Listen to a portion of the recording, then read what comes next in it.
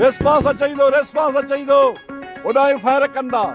सिंध ऐं पंजाब में दहशत जी अलामत बणियल धाड़ियल रायब शर 6 साथियुनि समेत हथियार फिटा करे पंहिंजो पाण खे पुलिस आॾो पेश करे छॾियो आहे। पुलिस ज़रियनि मूजिबि त रायब शर पंहिंजे वेझनि साथियुनि ज़हूर शर, नादर शर, मुरियो शर ऐं ॿियनि सां गॾिजी हथियार फिटा करे पंहिंजो पाण खे पुलिस हवाले करे छॾियो आहे। पुलिस ज़रियनि जो वधीक चवणु हो त धाड़ियल रायब शर मथां सिंध ऐं पंजाब में हुकूमतनि तरफ़ां अलॻि अलॻि हिकु करोड़ रुपया इनाम मुक़ररु थियल हो, जॾहिं त मजमूई तौर ते रायब शर मथां 2 करोड़ रुपयनि जी हेड मनी रखियल हुई।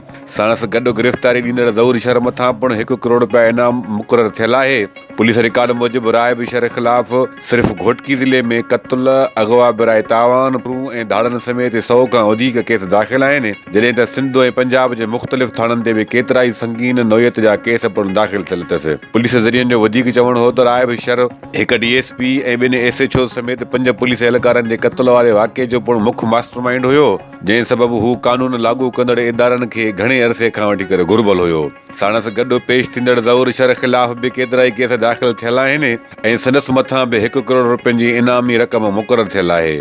पुलिस ज़रियनि जो वधीक चवणु हो त इलाइक़े में जारी टारगेटेड ऑपरेशन ऐं दबाव सबबि वधीक घुर्बल धाड़ियल बि जल्द सरेंडर कंदा, जॾहिं त जेके पेश न थींदा तन ख़िलाफ़ कार्रवाई वधीक तेज़ कई वेंदी। वाज़े रहे त कुझु ॾींहं अॻु ख़तरनाक धाड़ियल सनाउल्ला शर हथियार फिटा करे पंहिंजो पाण खे पुलिस जे हवाले कयो हो, जंहिंखां पोइ हाणोको सरेंडर अहम अॻुबराई तौरु ॾिठो पियो वञे। अब्दुल मीर सावंत, हाजी मोहम्मद मर, पाक डिजिटल मीडिया, घोटकी।